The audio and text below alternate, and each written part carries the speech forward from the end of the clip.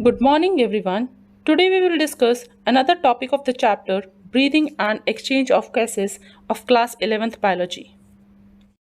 The main objectives of this topic will be to know what is physiology of respiration, what is the mechanism of respiration. We will also come to know how the gases are transported and exchanged, along with the regulation of respiration inside the body.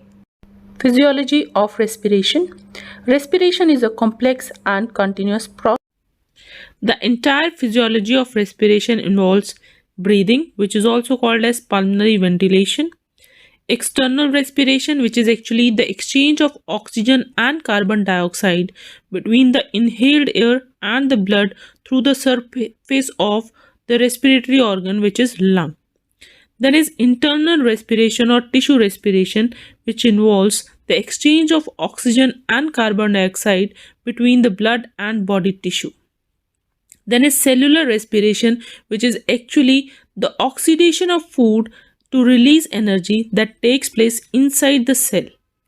Now, let's discuss all these steps of physiology of respiration in detail. The first one is breathing. Breathing is defined as the movement of oxygen rich air into the lungs and the carbon dioxide rich air out of the lungs. It involves two phases, inhalation or inspiration, and the second one is exhalation or expiration. Inhalation is defined as the process during which the atmospheric air is drawn in, and exhalation or expiration is defined as the process by which the alveolar air is released out. Here, alveolar air represents the carbon dioxide rich air. The movement of air into and out of the lungs is carried out by creating a pressure gradient between the lungs and the atmosphere. Actually, air moves from the region of high pressure to the region of low pressure. This pressure gradient is resulted because of the change in the volume of lungs. Breathing depends upon the change in pressure and volume in the thoracic cavity. As air flows from an area of high pressure to an area of low pressure, changing the pressure inside the lung determines the direction of airflow. Inspiration will occur if the pressure within the lungs, that is intrapulmonary pressure, is less than the atmospheric pressure. That is, there is a negative pressure in the lungs with respect to the atmospheric pressure. Similarly, expiration or exhalation takes place when the intrapulmonary pressure, that is, the pressure within the lungs, is higher than the atmospheric pressure. Respiration is carried out with the help of intercostal muscles and diaphragm. Intercostal muscles are the muscles which are located between the ribs. There are 11 pairs of intercostal muscles occupying the spaces between the 12 pairs of ribs. They are arranged in two layers, hence, they are named as external and internal intercostal muscles. The diaphragm is a dome shaped muscular structure separating the thoracic and abdominal cavities. Inspiration is an active process, whereas expiration is a passive process. Both of them involves intercostal muscles, sternum, and ribs. During inspiration, there is a movement of oxygen rich air into the lungs. During inspiration, the volume of thoracic cavity is increased by the combined movement of sternum, ribs, and diaphragm. The sternum and ribs moves upward, forward, and outward by the contraction of external intercostal muscles. The normally upward arched dome shaped diaphragm becomes straight due to its contraction. These activities of sternum, ribs, and diaphragm enlarges the thoracic cavity all round. Increase in the volume of thoracic cavity is further assisted by the relaxation of abdominal muscles. Expansion of the thoracic cavity results in the expansion of lungs. Due to the increase in the volume of lungs, pressure of air inside the lungs decreases as compared to the atmospheric pressure. Therefore, The fresh atmospheric air, which is at high pressure, rushes into the lungs through the respiratory tract to equalize the pressure. Exchange of oxygen and carbon dioxide will take place between the alveoli and blood. Now, the lungs will be rich in carbon dioxide rich air. Expiration or exhalation is the movement of carbon dioxide rich air from the lungs to the outside. Expiration is a passive process which involves the reversal of all the activities that takes place during the inspiration. Inspiration takes place when the size of thoracic cavity is reduced and the air pressure is increased. The internal intercostal muscles contract and external intercostal muscles relaxes. Due to the contraction of internal intercostal muscles, the ribs are pulled inward, resulting in decrease in size of thoracic cavity. Furthermore, the diaphragm is pushed upward due to its relaxation and it becomes dome shaped. With a decrease in the size of thoracic cavity, lungs are compressed. As a result, the air pressure inside the lungs will increase as there is decrease in volume. As a result of increase in intrapulmonary pressure as compared to the outer atmospheric pressure, it results in expulsion of air from the lungs into the atmosphere. During deep or forced breathing or heavy exercise, an active process is involved requiring internal intercostal muscles and diaphragm. A man breathes 12 to 14 times per minute at rest, but during exercise, the rate and depth of breathing increases due to the forced exhalation. Forced exhalation is brought about by the contraction of abdominal and internal intercostal muscles. Now, let's discuss respiratory volumes and capacities. The first is tidal volume. Tidal volume is defined as the total volume of air that can be inhaled or exhaled during a normal respiration. It is about 500 ml in healthy men. Inspiratory reserve volume is the additional amount of air or the volume of air a person can inhale by forceful inspiration. It is approximately 2500 ml to 3000 ml. The next is expiratory reserve volume, which is the additional volume of air a person can exhale by forceful expiration. It is about 1000 to 1100 ml. Residual volume is the volume of air remaining in the lungs even after a forceful exhalation or expiration. It is about 1100 to 1200 ml. The next is inspiratory capacity, which is the total volume of air that can be inhaled following a resting state. It can be calculated by the sum of inspiratory reserve volume and the tidal volume. The next is expiratory capacity, which is the total volume of air a person can exhale after a normal expiration. It can be calculated by the sum of tidal volume and expiratory reserve volume. So it is approximately equals to 1500 to 2000 ml. Then is functional residual capacity, which is also called as FRC. It is the amount of air remaining in the lungs at the end of a normal exhalation. It can be calculated by adding together residual and expiratory reserve volumes. The normal value is about 1800 to 2200 ml. Vital capacity. It is the maximum volume of air a person can breathe in after a forceful expiration. It can be calculated by the sum of expiratory reserve volume, tidal volume, and inspiratory reserve volume. Total lung capacity is the total volume of air accommodated in lungs at the end of forced inhalation or inspiration. It can be calculated by the sum of reserve volume, expiratory reserve volume, tidal volume, and inspiratory reserve volume. Or it can be calculated by just adding vital capacity with residual volume.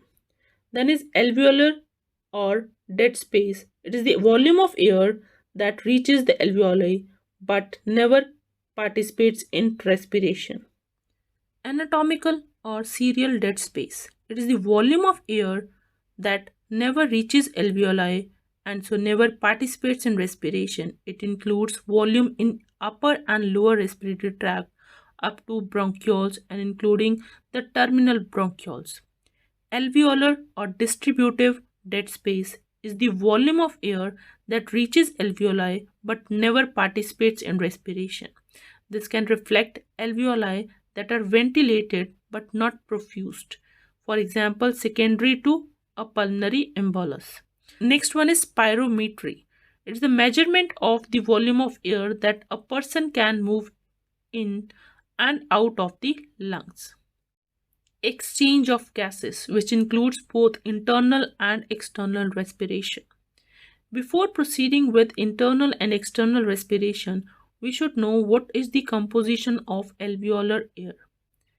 Nitrogen content of the alveolar air is 74.9 of the total percent of air. Its partial pressure is 569 mm of Hg. Oxygen contributes 13.7% of the total composition of alveolar air and partial pressure is 104 mm of Hg, whereas water is consisting of 6.2 of the total composition and its partial pressure is 40 mm of Hg. Carbon dioxide is contributing 5.2% of the total composition and its partial pressure is 47 mm of Hg. The total composition of air is 100% and the partial pressure is 760 mm of Hg in alveolar air. With every inspiration, about 150 ml of fresh air remains in the dead space of respiratory tract, which is mixed with the air exhaled in the next expiration. Similarly, with every expiration, about 150 ml of foul air, that is carbon dioxide rich air, remains in the dead space that mixes with the air inhaled in the succeeding inspiration. In this way, the composition of inspired, expired, and alveolar air changes. Alveoli are the primary sites of exchange of gases. The exchange of gases between the alveoli and blood in lungs and between the blood and tissue is the result of the difference in partial pressure of the respiratory gases that includes oxygen and carbon dioxide. Oxygen and carbon dioxide are exchanged in these sites by the simple process of diffusion, mainly based on pressure and concentration gradient. Solubility of the gases as well as the thickness of the membranes involved in diffusion can also affect the rate of diffusion. A concentration gradient is present for oxygen from the alveoli to blood and from blood to tissue. Similarly, the concentration gradient is present for carbon dioxide from blood to alveoli and tissue to blood. As the solubility of carbon dioxide is 20 to 25 times higher than that of oxygen, the amount of carbon dioxide that can diffuse through the diffusion membrane per unit difference in partial pressure is much higher as compared to that of oxygen. The diffusion membrane is made up of three major layers: the thin squamous epithelium of alveoli, the endothelium of alveolar capillary, and the basement membrane that is present between them. All the factors in our body are favorable for diffusion of oxygen from alveoli to tissue and that of carbon dioxide from the tissue to the alveoli. More specifically, the partial pressure of oxygen in alveolar air is higher than the partial pressure of oxygen in the blood of capillaries. The partial pressure of oxygen in the alveolar air is 100 mm of Hg, whereas the partial pressure of oxygen in the blood of capillaries is 40 mm of Hg. Since this pressure gradient exists, the oxygen can diffuse down its pressure gradient, moving out of the alveoli and entering the blood of the capillaries where oxygen binds to the hemoglobin to form oxyhemoglobin. At the same time, the partial pressure of carbon dioxide in the alveolar air is lower than the partial pressure of carbon dioxide in the blood of capillaries. As the partial pressure of carbon dioxide in the alveolar air is 40 mm of Hg, whereas the partial pressure of carbon dioxide in the blood of capillaries is 45 mm of Hg. Due to this pressure gradient, carbon dioxide diffuses down its pressure gradient, moving out of the capillaries and entering the alveolar air. Oxygen and carbon dioxide move independent of each other. They diffuses down their pressure gradient. Oxygen and carbon dioxide move independent of each other. They diffuse down their own pressure gradient. As blood leaves the lungs through pulmonary vein, the venous partial pressure for oxygen is 100 mm of Hg, whereas the venous partial pressure for carbon dioxide is 40 mm of Hg. As the blood enters the systematic capillaries, the blood will lose oxygen and gain carbon dioxide because the pressure difference between the tissues and the blood. In systematic capillaries, the partial pressure of oxygen is 100 mm of Hg, whereas the partial pressure of oxygen in tissue cells is 40 mm of Hg. These pressure gradient drives the diffusion of oxygen out of the capillaries and into the tissue cells. At the same time, the partial pressure of carbon dioxide in the blood is 40 mm of Hg, whereas the partial pressure of carbon dioxide in systematic tissue is 45 mm of Hg. The pressure gradient derives carbon dioxide out of the tissues and into the capillaries. The blood returning to the lungs through pulmonary arteries has a venous partial pressure of oxygen as 40 mm of Hg and venous partial pressure of carbon dioxide as 45 mm of Hg. The blood enters the lung capillaries where the process of exchanging gases between the capillaries and alveoli begins again. In short, the change in partial pressure from the alveoli to the capillaries derives the oxygen into the tissues and the carbon dioxide into the blood from the tissues. The blood is then transported to the lungs where difference in partial pressure of different gases in alveolar and blood results in the movement of carbon dioxide out of the blood and into the lungs. And oxygen is transported into the blood. Blood is the medium of transport for both oxygen and carbon dioxide. Oxygen is transported from lungs to the different tissues, whereas carbon dioxide is transported from the tissues to the lungs. Since oxygen is not very soluble in water under normal atmospheric condition, most of the oxygen is carried by red blood cells. Red blood cells contain hemoglobin, which combines with oxygen to form a reversible compound called oxyhemoglobin. Only 3% of the oxygen is transported in dissolved form in plasma. Each hemoglobin can carry maximum of 4 atoms of oxygen. Binding of oxygen with hemoglobin is primarily related to the partial pressure of oxygen and partial pressure of carbon dioxide, hydrogen ion concentration and temperature are the other factors that can interfere while binding of oxygen with hemoglobin. In pulmonary capillaries, oxygen binds with hemoglobin to form oxyhemoglobin. In the tissues, the partial pressure of oxygen is low. Hence, the bond holding oxygen to hemoglobin will break, releasing oxygen to tissues. The normal carrying capacity of the oxygen in a healthy person can be determined by the value of hemoglobin present in that person. The amount of hemoglobin in a normal healthy person is 15 gram per 100 ml of blood. Since 1 gram of hemoglobin can combine with 1.3 ml of oxygen, the 15 gram of hemoglobin can combine with 19.4 ml of oxygen. Hence, we can say that a normal healthy person carries about 20 ml of oxygen per 100 ml of blood. At tissue level, oxyhemoglobin gives away part of its oxygen to the tissues. The concentration of oxygen in blood is reduced to 14.4 ml per 100 ml of blood. Since earlier blood had 19.4 ml of oxygen per 100 ml of blood. That means approximately 5 ml of oxygen is given away by 100 ml of blood. The arterial blood carrying capacity of oxygen in tissues is 19.4 ml per 100 ml, whereas venous blood leaving the tissue after giving oxygen is carrying 14.4 ml of oxygen per 100 ml of blood. So the amount of oxygen that is given to the tissue is approximately near to 5 ml per 100 ml of blood. Since the venous blood carries 14.4 ml of oxygen per 100 ml of blood, it picks up approximately 5 ml of oxygen per 100 ml of blood when it reaches the lungs from the alveoli.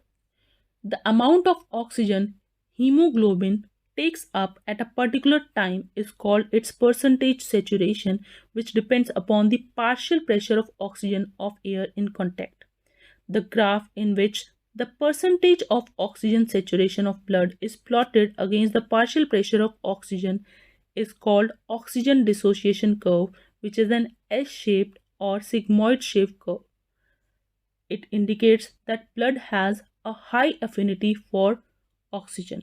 Hemoglobin cannot take up oxygen beyond a saturation level of 95%. 100% saturation is rare. At partial pressure of 95 mm of Hg, the percentage saturation of hemoglobin is 95%. At partial pressure of oxygen of 40 mm of Hg, the partial pressure or the percentage saturation of hemoglobin is 70%, and the partial pressure of oxygen of approximately 30 mm of Hg is having saturation of 50% of hemoglobin. Oxygen dissociation curve is dependent upon the partial pressure of oxygen, partial pressure of carbon dioxide, temperature, and pH. The increase in partial pressure of carbon dioxide shifts the oxygen dissociation curve downward, which is called as Bohr's effect. The Bohr's effect is a phenomenon which was first described in 1904 by the Danish physiologist Christian Bohr. Hemoglobin oxygen binding affinity is inversely related to the acidity and to the concentration of carbon dioxide. That is, the Bohr effect refers to the shift in the oxygen dissociation curve by the change in the concentration of carbon dioxide or the pH of the environment. Since the carbon dioxide reacts with water to form carbonic acid, an increase in carbon dioxide results in the decrease in blood pH, resulting in hemoglobin protein releasing their load of oxygen. Conversely, a decrease in carbon dioxide provokes an increase in pH, which results in hemoglobin picking up more oxygen. So, during exercise, muscle needs more oxygen and wants to remove carbon dioxide, which is higher produced. Because of the pressure gradient, carbon dioxide moves from tissues fluid to the capillary blood, which exerts Bohr effects. Oxygen is released, is hastened from oxyhemoglobin. As a result, hemoglobin oxygen curve shifts to the right, which is called Bohr's effect. Transport of carbon dioxide. Carbon dioxide is readily soluble in water and is carried both by plasma and red blood cells. As an active cell gives out carbon dioxide, it enters the blood where only 5 to 8% forms the solution in the blood plasma. Rest 90 to 95% of the carbon dioxide enters the red blood cells where it is transported by two means. Either it combines with hemoglobin to form carbaminohemoglobin, which is forming 23%, and rest of the 70% is transported as bicarbonate ions in the plasma following an enzyme catalyzed reaction in red blood cells. Red blood cells contain a very high concentration of the enzyme called carbonic anhydrase, which is also present in plasma in very minute quantities. This enzyme facilitates the fusion of carbon dioxide with water to form carbonic acid, which is further broken down to form bicarbonate ions and hydrogen ions. At the tissue site, where partial pressure of carbon dioxide is high due to catabolism. Carbon dioxide diffuses into the blood and forms bicarbonate ions and hydrogen ions. At the alveolar site, where partial pressure of carbon dioxide is low, the reaction proceeds in opposite direction, leading to the formation of carbon dioxide and water. Carbon dioxide trapped as bicarbonate ions at the tissue level and transported to the alveoli is released out of the alveoli into the alveolar air. Every 100 ml of deoxygenated blood delivers approximately 4 ml of carbon dioxide to the alveoli. Chloride shift. As the carbon dioxide diffuses into the blood plasma, only a part combines with water to form carbonic acid because it is very slow reaction. A large part of it enters the red blood cell where a zinc enzyme called carbonic anhydrase speeds up the formation of carbonic acid tremendously. The carbonic acid thus formed dissociates to form bicarbonate and hydrogen ions as discussed earlier. The hydrogen ions are buffered by the hemoglobin itself to form hemoglobinic acid. As the bicarbonate ions accumulate inside the RBCs, some of them diffuses out into the plasma where they combine with sodium ions to form sodium bicarbonate. In exchange, the loss of bicarbonate ion is balanced by chloride ion diffusing into the red blood cells from the plasma. This is called chloride shift. The chloride ions inside the red blood cells combines with potassium ions to form potassium chloride. Sodium bicarbonate in the blood plasma form an important buffering system and help to neutralize any acid or base formed. This phenomena of chloride shift maintains the electrical neutrality of the cell. This phenomena is also known as Hamburger phenomenon. Reverse of chloride shift occurs in tissues. Mountain sickness. Mountain sickness is the condition characterized by the ill effects of hypoxia. Here, hypoxia means shortage of oxygen in the tissues at high altitude, commonly to the person who is going to high altitude for the first time.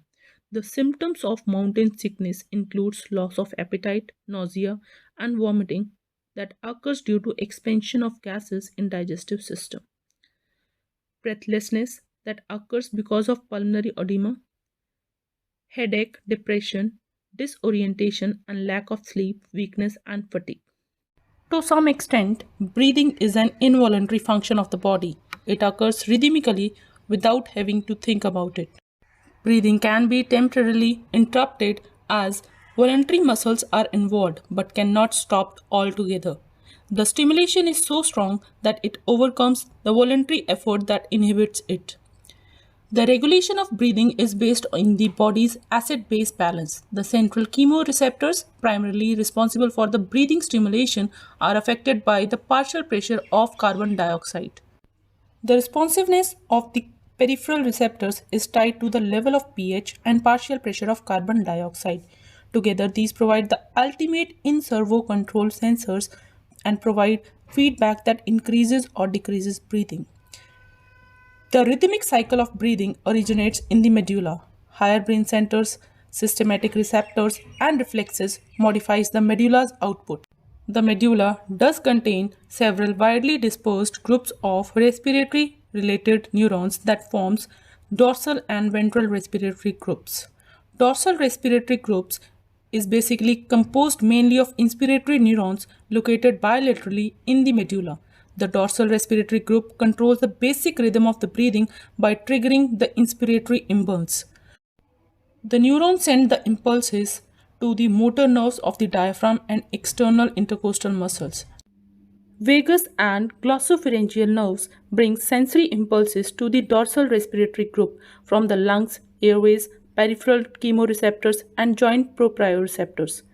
Ventral respiratory group contains both inspiratory and expiratory neurons that are located bilaterally in the medulla and primarily active in exercise and stress.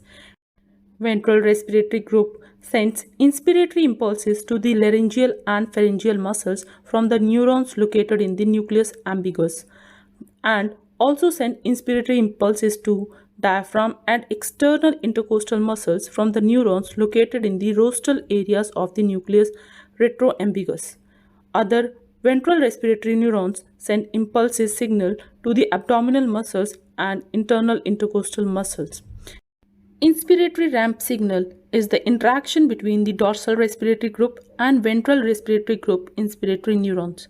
The signal starts low and gradually increases to produce a smooth inspiratory effort instead of a gasp.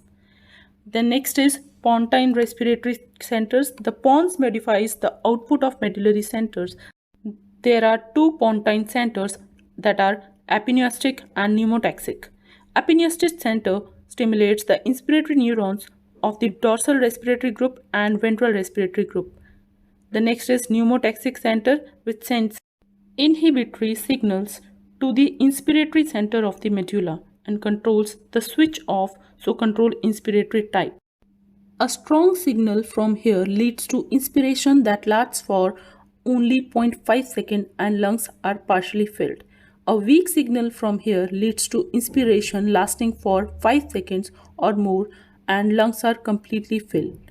A strong signal from here leads to increased rate of breathing because inspiration as well as expiration are shortened.